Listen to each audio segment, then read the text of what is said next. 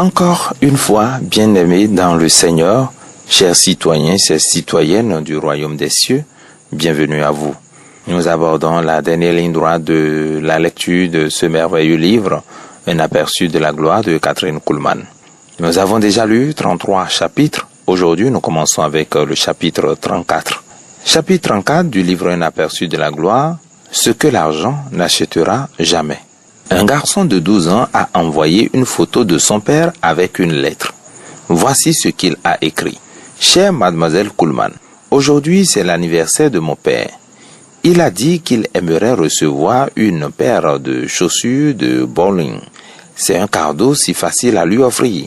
Mais au lieu de cela, je prie pour que mon père céleste lui donne un autre cadeau pour son anniversaire. Le salut. Parce que, vous voyez, mademoiselle Kuhlman, je préférerais que mon père donne son cœur à Jésus plutôt que d'avoir tout ce qu'il peut y avoir d'autre dans le monde.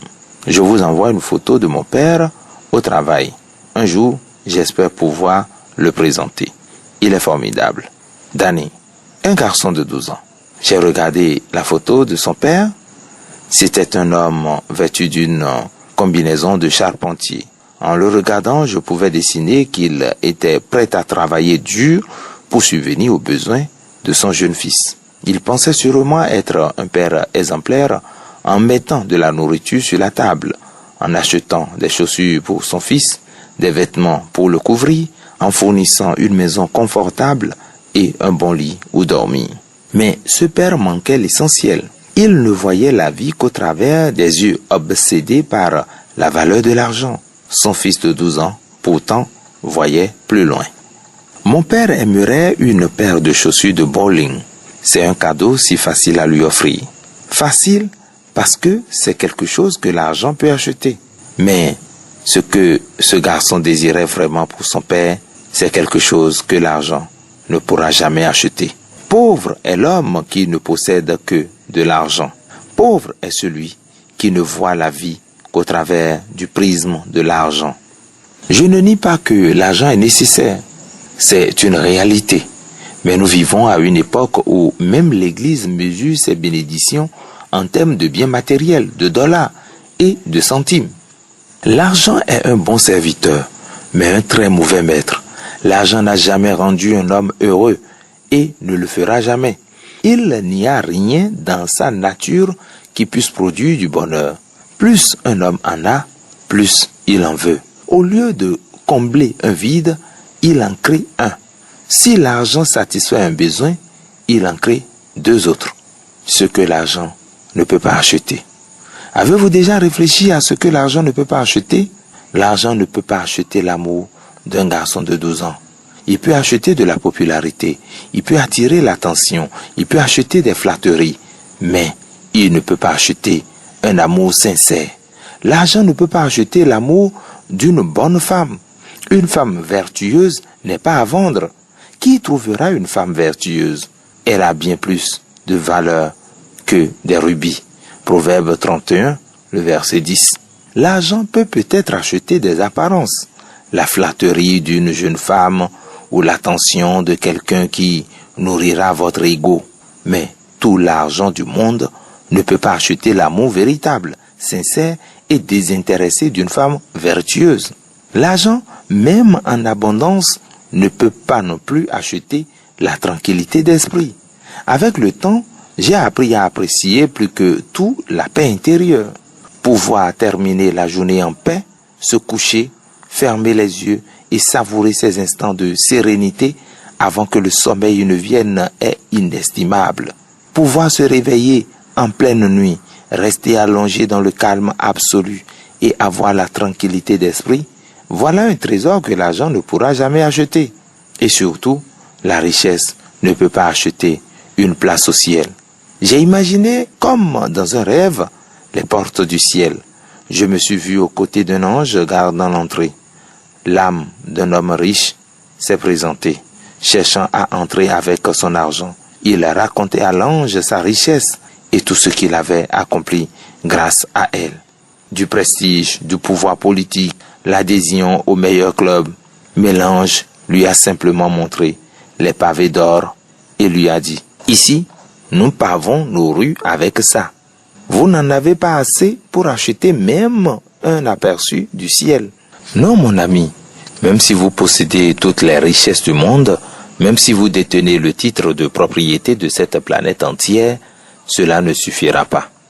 Seul le sang de Jésus-Christ, le Fils de Dieu, ouvre les portes du ciel.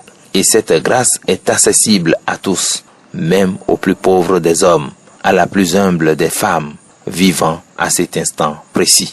Et c'est là que finit le chapitre 34 et nous enchaînons avec le chapitre 35 du livre Un aperçu de la gloire. Un aperçu de la gloire de Kathryn Kuhlman, le chapitre 35 est intitulé « La faiblesse n'est pas une excuse ». Je suis fatigué d'entendre les gens dire « encore et encore ». C'est la façon dont j'ai été fait. C'est comme ça que je suis né. Je suis faible. Je ne peux rien y changer. Ça a été toujours ainsi et ça le restera. Écouter les problèmes des gens fait partie de ma vie. Je marche dans la rue et il ne se passe rarement un quart de bloc avant que quelqu'un m'arrête pour me confier ses difficultés. Cela arrive tout le temps. Et bien souvent, ces personnes attribuent leur échec, leurs difficultés et leurs défaites à quelqu'un d'autre. Combien de fois ai-je entendu des gens justifier leurs péchés en invoquant leur faiblesse? Ils concluent souvent par « c'est mon point faible, c'est ma faiblesse ». Mais pourquoi devez-vous accepter cette faiblesse comme fatalité? Pourquoi croire que vous êtes condamné à être faible pour toujours? Dieu n'a jamais conçu la faiblesse en l'homme. Si elle existe, c'est parce que nous l'avons nous-mêmes nourrie et développée. Prenons un exemple. Un homme déclare que les femmes sont sa faiblesse. Mais Dieu n'a pas placé cette faiblesse en lui. C'est une inclination qu'il a lui-même cultivée et encouragée. Un autre affirme qu'il est faible face à l'alcool. Pourtant, sa dépendance est le résultat de ses propres choix et habitudes. Un jour, un homme est venu s'asseoir dans mon bureau et m'a dit qu'il devait voler, car c'était pour lui la plus grande source de frissons et d'excitation. Il prétendait qu'il ne pouvait pas s'en empêcher, justifiant son comportement par une prétendue faiblesse. Mais Dieu n'a jamais créé en lui cette inclination au vol. Si cette faiblesse s'est développée, c'est à cause de ses choix. Peut-être influencé par de mauvaises fréquentations ou un environnement défavorable dès son plus jeune âge. Je veux vous dire qu'il existe une puissance, une force accessible à tout homme ou toute femme capable de surmonter n'importe quelle faiblesse. J'ai vu des gens que je croyais irrécupérables devenir des individus merveilleux, efficaces, fiables et prospères. Le point de départ est simple. Si quelqu'un est en Christ, il est une nouvelle créature. Les choses anciennes sont passées et toutes choses deviennent nouvelles. 2 Corinthiens 5, le verset 17. Ces paroles viennent du livre le plus fiable jamais écrit, la Bible. C'est un message directement issu de Dieu. Cette vérité est bien plus profonde que le célèbre « Je pense donc je suis » de Descartes. Elle signifie que vous et moi pouvons devenir de nouvelles personnes. Toutes ces faiblesses qui nous tourmentent depuis des années peuvent être supprimées. Certaines personnes pensent peut-être, elles veulent simplement que nous embrassions la religion. Mais la religion en soi n'est pas la solution. Être presbytérien, catholique ou autre ne sauvera personne du péché. Cela peut enlever une partie de la joie liée au péché, mais cela n'apporte pas le salut. Le problème de nombreuses vies partiellement transformées est là. La joie de péché disparaît, mais le péché lui-même persiste. S'adonner à un péché sans en retirer de satisfaction est une double misère. Vous avez juste assez de religion pour être malheureux à cause de votre péché, mais pas assez pour être transformé par votre Sauveur. Alors, où est la solution? Elle réside dans une transformation véritable et définitive. Cela commence par une attitude de repentance sincère. Une fois cette étape franchie, elle doit nous conduire au pardon. Ce pardon, à son tour, nous amène à une communion avec Dieu. Et cette communion débouche sur la joie du salut. En acceptant le don de Dieu, vous devenez une nouvelle créature en Jésus-Christ. Les vieilles choses disparaissent et tout devient nouveau. Vous êtes réconcilié avec Dieu. Vous avez rejeté l'ancien homme. Vous pouvez être conscient de vos faiblesses, mais vous serez encore plus conscient de la puissance de Dieu qui vous soutient. Je puis tout par celui qui me fortifie. Philippiens 4,13. Ces mots ne laissent aucune place à la défaite ni à la faiblesse. Je peux tout par Christ. Et cette force vient de lui. Il y a une puissance inébranlable derrière celui ou celle qui accepte Christ comme sauveur. Cette puissance dépasse toutes les faiblesses, toutes les peurs et toutes les défaites. Rappelez-vous à qui vous appartenez. Je lui appartiens, car il m'a créé. Je lui appartiens, car il m'a racheté. Je suis à lui 2 fois, par création et par achat. Je suis à lui. Il me défendra, me corrigera, se servira de moi, m'aimera et se réjouira de moi. Je suis à mon bien-aimé, et rien ni personne n'a le droit ou le pouvoir sur moi en dehors de sa volonté. Et il est à moi. Toute ma faiblesse, ma misère, ma peur et mes défauts, je les lui donne. Ils lui appartiennent maintenant. En échange, sa force devient ma force, sa justice, ma justice, son salut, mon salut. Nous lui appartenons et il nous appartient. Et c'est la fin du chapitre 35 et nous continuons notre lecture avec le chapitre 36, ma première guérison.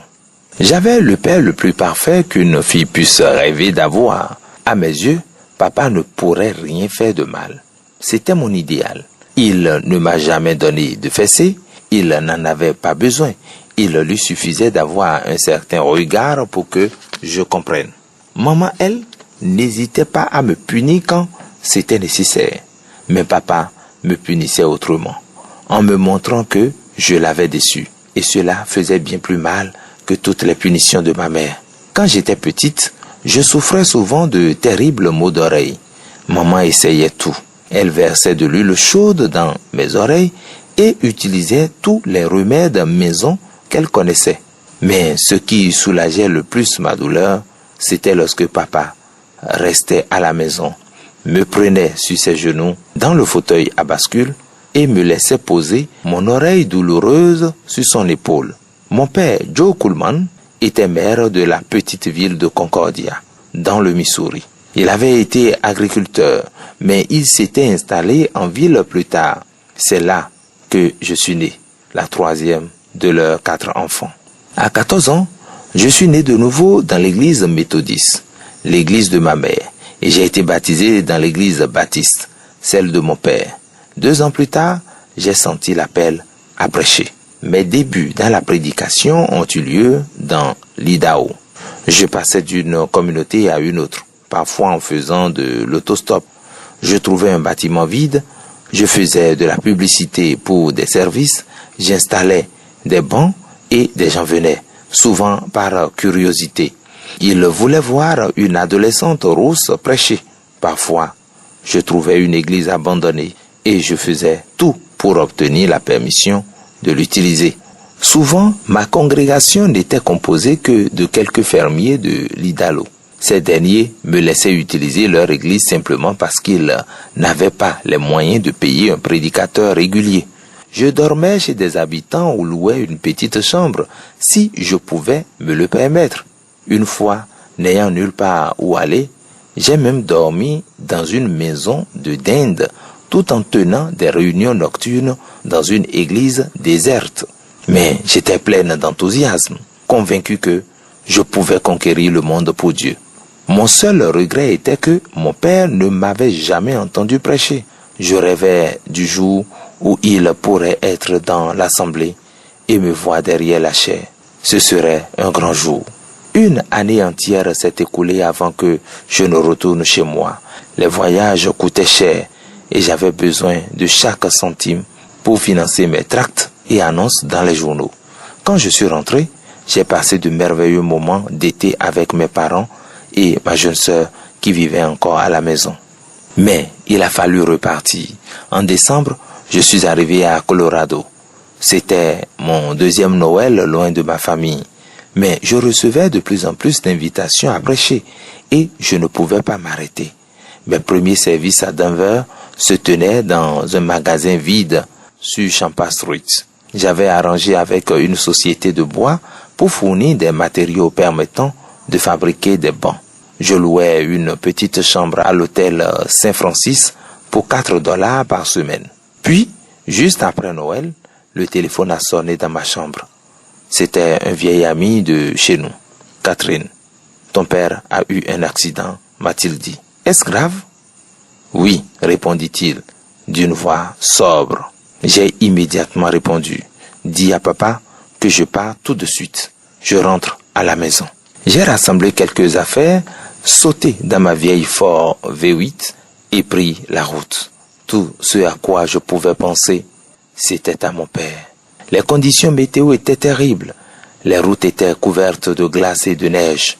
Je n'ai ni mangé ni dormi, roulant sans m'arrêter. À une centaine de kilomètres de Kansas City, je me suis arrêté à une cabine téléphonique pour appeler ma belle tante. C'est Catherine. Dis à papa que je suis presque à la maison. Catherine, ils ne t'ont pas dit? Ma voix s'est nouée. Me dis quoi? Ton père est mort. Il a été renversé par une voiture conduite par un étudiant. Il est mort presque instantanément.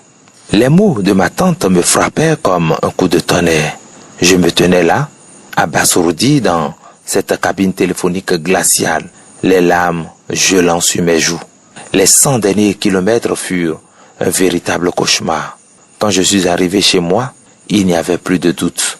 Le corps de mon père reposait dans un cercueil ouvert dans le salon de notre maison familiale. Je n'osais pas m'approcher du cercueil.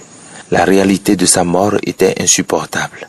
Je me suis enfermé dans ma chambre, submergé par une douleur et une haine profonde envers le jeune homme qui avait causé sa mort. Le jour de l'enterrement, j'ai refusé de regarder une dernière fois le corps de mon père. Mais finalement, poussé par mes proches, je me suis avancé. Mon regard s'est fixé sur son épaule, cette épaule qui avait tant de fois accueilli ma tête d'enfant. Et soudain, j'ai compris. Ce corps n'était qu'une coquille. Mon père n'était plus là. À cet instant, la peur et la haine ont disparu. J'ai ressenti pour la première fois la puissance de la résurrection du Christ. Je savais que mon père vivait encore auprès de Dieu. Depuis ce jour, j'ai compris que les plus grandes leçons ne viennent pas des sommets de la vie, mais des vallées. Cette première vallée fut la plus profonde, mais elle m'a appris à m'appuyer non plus sur l'épaule de mon Père terrestre, mais sur celle de mon Père céleste. Cette première vallée fut la plus profonde, mais elle m'a appris à m'appuyer non plus sur l'épaule de mon Père terrestre, mais sur celle de mon Père céleste. Et c'est la fin du chapitre 36. Nous allons ensemble lire le chapitre 37 pour finir la lecture de ce merveilleux livre, Un aperçu de la gloire. Un aperçu de la gloire de Kathryn Kuhlman, chapitre 37. Après la mort, quoi? L'homme est une trinité composée de corps, d'âme et d'esprit. Cette notion peut être difficile à comprendre, mais on peut la comparer à une pêche. La pêche est composée de 3 parties, la chair, la pierre et le noyau. La chair est la partie que nous mangeons. C'est souvent cette partie que nous associons à la pêche. Par exemple, lorsque nous l'ajoutons à nos céréales au petit déjeuner. Mais une pêche ne se limite pas à sa chair. Elle contient aussi une pierre. Et à l'intérieur de cette pierre, un noyau. De même, l'être humain est une trinité, corps, âme et esprit. Dans cette analogie, la chair de la pêche correspond au corps humain. Nous avons tous un corps physique. À l'intérieur de ce corps réside l'âme, que l'on peut associer à la pierre de la pêche. Cependant, la Bible enseigne que l'âme et l'esprit sont distincts. Ce que le noyau est à la pierre, l'esprit l'est à l'âme. Si l'on retire la chair de la pierre, il reste encore un corps, la pierre. De la même manière, après la mort, le corps humain disparaît, mais l'âme et l'esprit continuent d'exister. La vie après la mort. L'âme de l'homme, même sans son corps physique, peut entendre, penser, ressentir et se souvenir. Cela montre qu'elle a une forme tangible. Tout comme je reste moi-même, que je sois habillé ou non, je reste pleinement moi-même, même après avoir été dépouillé de mon corps charnel. Lorsque le corps meurt et retourne à la poussière, l'âme et l'esprit continuent à vivre éternellement. La Bible enseigne que, pour les enfants de Dieu, le corps physique n'est pas la fin. Si vous connaissez Jésus-Christ et avez accepté son salut, alors vous êtes héritier de Dieu et co-héritier avec le Christ. Le plus grand héritage que l'on puisse recevoir est la vie éternelle avec lui. La mort d'un croyant. Au moment de la mort, l'âme et l'esprit quittent instantanément le corps pour entrer dans la présence du Seigneur. Comme l'a dit l'apôtre Paul dans 2 Corinthiens 5:8. Être absent du corps, c'est être présent avec le Seigneur. Cette transition est immédiate, aussi rapide que le dernier battement de cœur. Si, à cet instant précis, mon cœur venait à s'arrêter, avant même que mon corps ne touche le sol, mon âme et mon esprit seraient déjà dans la présence du roi que j'aime et sers. Vous pourriez entendre dire que Kathryn Kuhlman est morte, mais ne le croyez pas. Je serai plus vivante que jamais dans la présence de mon Sauveur. Ce qui resterait ici-bas, c'est seulement mon corps. C'est la chair d'une pêche laissée de côté, l'espérance de la résurrection. Il est important de comprendre que l'âme et l'esprit ne dorment pas. Seul le corps est placé dans la tombe. Cette partie de nous, temporaire et périssable, attend la résurrection. Au matin glorieux, lorsque la trompette de Dieu sonnera, ce corps sera transformé. Il passera de la corruption à l'incorruptibilité, du mortel à l'immortalité. Ce jour-là, je recevrai un corps glorieux, façonné à l'image de celui de Jésus. La victoire sur la mort. Tant que je suis dans ce corps charnel, je suis vulnérable à la maladie, au chagrin et à la souffrance. Mais un jour, tout cela prendra fin. Ce corps sera élevé en gloire et ma rédemption sera pleinement accomplie. Quand ce moment viendra, je me tiendrai dans la présence glorieuse de mon Sauveur avec un nouveau corps, pur et parfait. Les morts en Christ ressusciteront en premier et ceux qui seront encore vivants seront enlevés pour rencontrer le Seigneur dans les airs. Nous serons pour toujours avec lui. L'espérance du croyant. Ceux qui nous ont précédés ne sont pas perdus pour toujours.